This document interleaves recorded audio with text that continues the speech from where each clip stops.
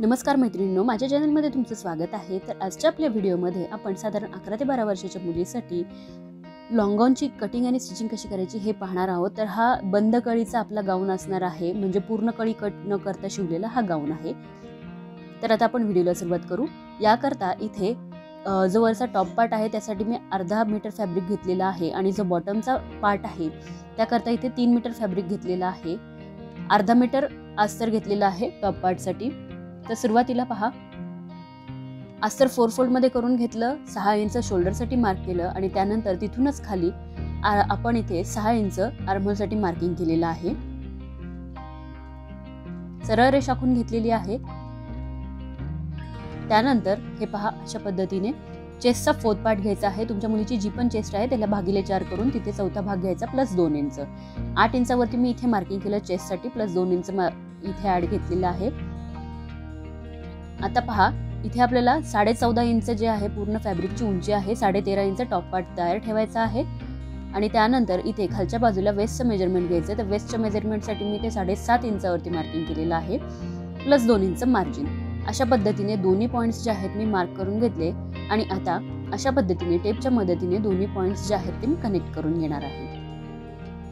हा जो आपला गाऊन बनणार आहे हा अर्ध्या कळीमध्ये, म्हणजे सपोज की पूर्ण कळी कट न करता आपल्याला हा गाऊन बनवायचा आहे। रिक्वेस्टेड व्हिडिओ आहे हा। तर फ्रंट आर्महोल साठी 1 इंच, बॅक आर्महोल साठी 1.5 इंचावरती मार्किंग करून घेतलं आणि कर्व स्केलच्या मदतीने आपण अशा पद्धतीने मुंड्याचा आकार जो आहे देऊन घेतलेला आहे। खूप रिक्वेस्टेड व्हिडिओ होता हा, की अशा पद्धतीचा घागरा किंवा लॉंग गाऊन कसा शिवायचा हे सांगा, तर त्या पद्धतीने मी बनवल्या। गळारुंदी या साईज मध्ये साधारण 2.5 ते 3 इंच मी घेतलेली आहे। त्यानंतर आता इथे मार्किंग करायचं आहे गळ्याचं। तर पुढच्या गळ्यासाठी 5 इंचावरती मी मार्किंग करून घेतलेलं आहे, चौकोन आखून घेतलेला आहे। त्यानंतर अशा पद्धतीने व्यवस्थित चौकोन वरच्या बाजूने देखील आखून घ्यायचं आपल्याला। अर्धा इंच शोल्डर डाऊन करून घ्यायचे आहे आर्महोल साईडला आणि हे दोन्ही पॉइंट्स जे आहेत ते कनेक्ट करून घ्यायचे दाखवल्याप्रमाणे। आता त्यानंतर काय करायचं आहे, या गाऊन मध्ये काय करायचं आपल्याला, जो नेक ठेवायचा आहे तो स्वीट हार्ट शेप ठेवायचा आहे।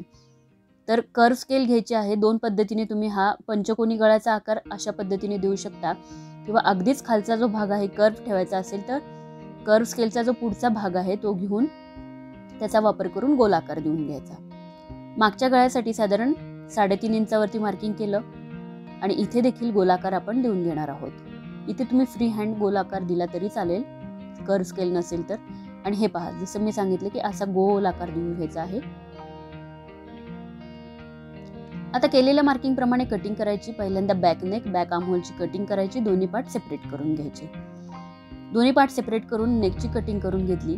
आता जे आपलं जॉर्जेटचं फॅब्रिक आहे ज्याच्यावरती सिक्वेन्स वर्क आहे, अशा पद्धतीचं फॅब्रिक मी ते घेतलेलं आहे। लाईट मध्ये ते प्रॉपर फॅब्रिक दिसत नाहीये, ते फॅब्रिक घेतलं आणि आपण सुरुवातीला बॅक पार्टची कटिंग करून घेणार आहोत। अशा पद्धतीने फॅब्रिक डबल फोल्ड मध्ये आहे। जॉर्जेट विथ सिक्वेन्स वर्क असं हे फॅब्रिक आहे। तर खूप छान आणि सुंदर असं हे फॅब्रिक आहे। मार्किंग करून घ्यायची आहे सर्व बाजूंनी बॅक पार्ट ठेवून। अशाच पद्धतीने जो फ्रंट पार्ट आहे तो देखील ठेवायचा आहे आपल्याला आणि फ्रंट पार्टची देखील मार्किंग करून घ्यायची आहे सेम। यातूनच आपण स्लीव्ज देखील कट करणार आहोत, फुल स्लीव्ज आपण इथे बनवणार आहोत।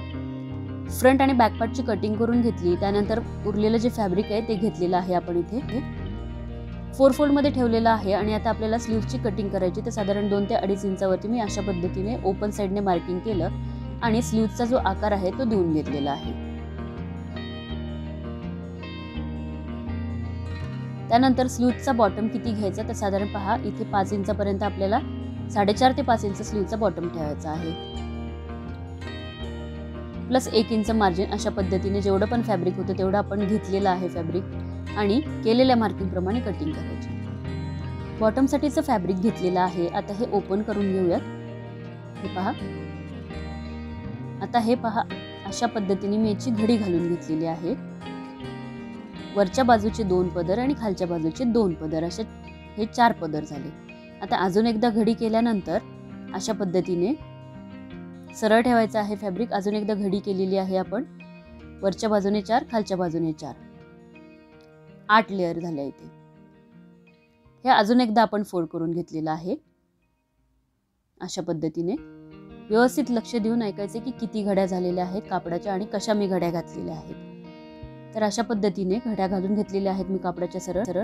टोटल हे कापड जे आहे 16 घड्यांमध्ये झालेलं आहे आपलं अशा पद्धतीने। आता त्यानंतर हे पहा आपल्याला काय करायचं आहे, हे 13.5 इंच टेप वर ठेवून मार्किंग करायचं आहे पूर्ण लॉंग गाऊनची उंची।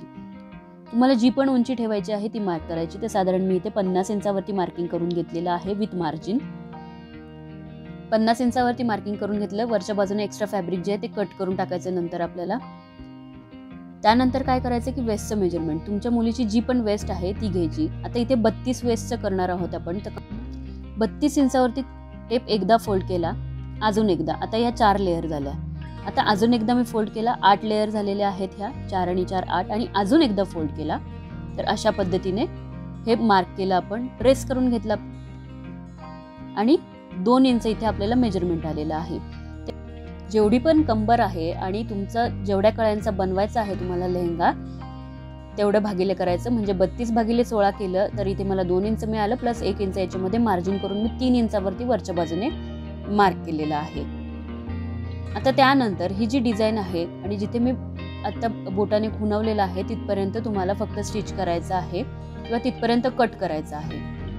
तर मार्किंग करून घ्यायचं आहे साधारण की कुठपर्यंत आपल्याला ह्या कळ्या ज्या आहेत त्या ओपन ठेवायच्या आहेत किंवा कट करून घ्यायच्या आहेत। सरळ रेष इथे आखून घ्यायची। सरळ रेष आखून घेतल्यानंतर तिरकस पॉइंट कनेक्ट करून घ्यायची। एक गोष्ट लक्षात घ्यायची, तुमची जर कंबर 30 इंच असेल आणि 16 कळ्यांचा जर तुम्हाला गाऊन बनवायचा असेल तर भागिले 16 करायचं। कमर घेर 16 असेल आणि तुम्हाला 14 कळ्यांचा बनवायचा असेल तर भागिले 14 करून घ्यायचं। कोणतंही मेजरमेंट असो सेम असंच मार्किंग करायचं आहे, प्लस 1 इंच मार्जिन घ्यायचे आहे याच्यामध्ये। तर तिरकस पॉइंट दोन्ही पण मी जोडून घेतले। आता त्यानंतर काय करायचं आहे की वरच्या बाजूने एक्स्ट्रा फॅब्रिक कट करून घ्यायचं आणि फॅब्रिक जे आहे पूर्ण पिनने सिक्युअर करून घ्या, जेणेकरून कुठेही कापड सरकणार नाही। हे कापड मी साधारण 3 मीटर घेतलेलं आहे। इथे तुम्ही साडीचा वापर केला तरीही चालेल, प्रिंटेड साडी जी असते ती घ्यायची आहे। अशा पद्धतीने मार्किंग केलं, इथपर्यंत कापड कट करून घ्यायचं। तर पाहू शकता छान अशा कळ्या ज्या आहेत कट झालेल्या आहेत। पुढच्या भागासाठी 8 आणि मागच्या भागासाठी 8 अशा 16 कळ्या आपण कट केल्या। आता मेन फॅब्रिक घेतलंय त्यावरती अस्तरचं फॅब्रिक ठेवायचं आहे व्यवस्थित। आपण आता स्टिचिंग करतोय तर पिनने सिक्युअर करून घ्यायचं आणि नेक पार्ट जो आहे तो आपल्याला फक्त स्टिच करून घ्यायचा। पिनने सिक्युअर करून घेतले फ्रंट आणि बॅक नेक जे आहेत आता आपण स्टिच करून घेऊ। स्टिच केल्यानंतर एक्स्ट्रा फॅब्रिक जे आहे ते कट करायचं आहे किंवा तुम्ही इथे कॅनव्हास पेपरने नेक पॅटर्न बनवले तरीही चालेल तुमच्या आवडीप्रमाणे। आता हा भाग सुलट करून घ्यायचा। सुलट करून घेतलेल्या भागावरती टॉप स्टिचेस करून घ्यायचे आहेत। त्यानंतर सर्व साइडने अस्तर जे आहे ते आपल्याला व्यवस्थित शिवून घ्यायचा आहे। सेम हा फ्रंट पार्ट जो आहे तो पण आपल्याला असंच कट करून घ्यायचा आहे। फक्त फ्रंट पार्टचे जे कॉर्नर्स आहेत ते व्यवस्थित कट करायचे आहेत, कुठेही गळ्याचा आकार जो आहे तो बदलता कामा नये। पूर्ण नेक पॅटर्न व्यवस्थित अगदी अलगद जो आहे कट करून घ्यायचा। नंतर हा भाग देखील आपण सुलट करून घेऊयात।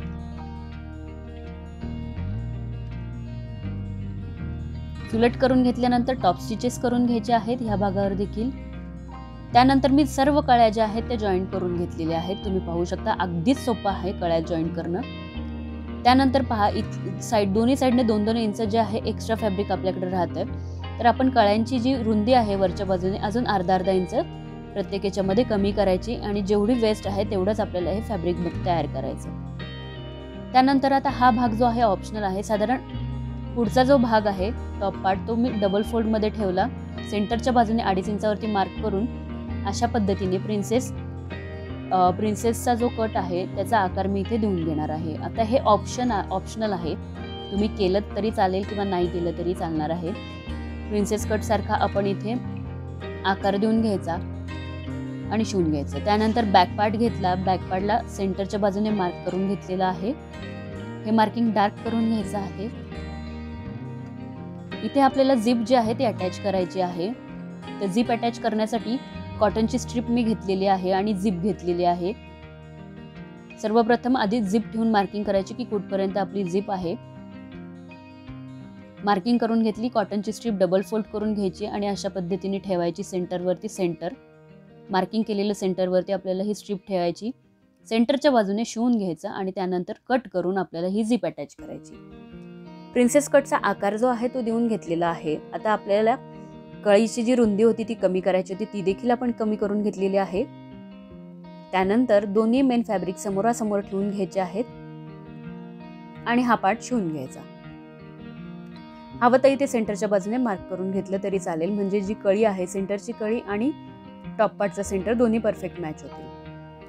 बॅक पार्ट देखील घेतला, त्यामध्ये झिप अटॅच करून घेतलेली आहे आपण आणि बॅक पार्ट देखील बॉटम पार्ट मध्ये अटॅच करून घ्यायचा आहे दाखवल्याप्रमाणे व्यवस्थित।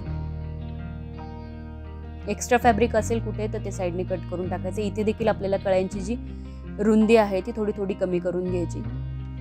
शोल्डर अटॅच करून घेतले, त्यानंतर स्लीव्ज जे आहे ती अटॅच करायची आहे। दोन्ही मेन फॅब्रिक समोरासमोर ठेवून स्लीव्ज अटॅच करून घ्यायचे आहे, दोन्ही स्लीव्ज अटॅच करायच्या।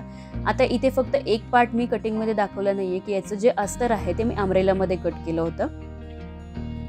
अस्तर साधारण बॉटम साठी मी 2.5 मीटर घेतलं होतं। तर हे पहा, अशा पद्धतीने अस्तर घेतलं।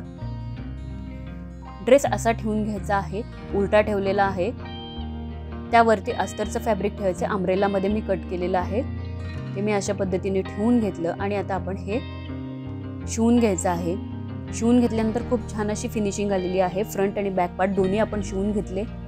2 बेल्ट जे आहेत ते लावून घ्यायचे आहेत बॅक साईडला टाय करण्यासाठी आणि साईडने फिटिंग करून घ्यायची। त्याचबरोबर अस्तरचा बॉटम जो आहे स्टिच करायचा आणि मेन फॅब्रिकचा बॉटम देखील डबल फोल्ड करून स्टिच करायचा। तर बघा मैत्रिणींनो, सुंदर असा लॉंग गाऊन जो आहे आपला बंद कळ्यांचा तयार झालेला आहे। तुम्ही पाहू शकता खूप छान त्याला लुक आलेला आहे।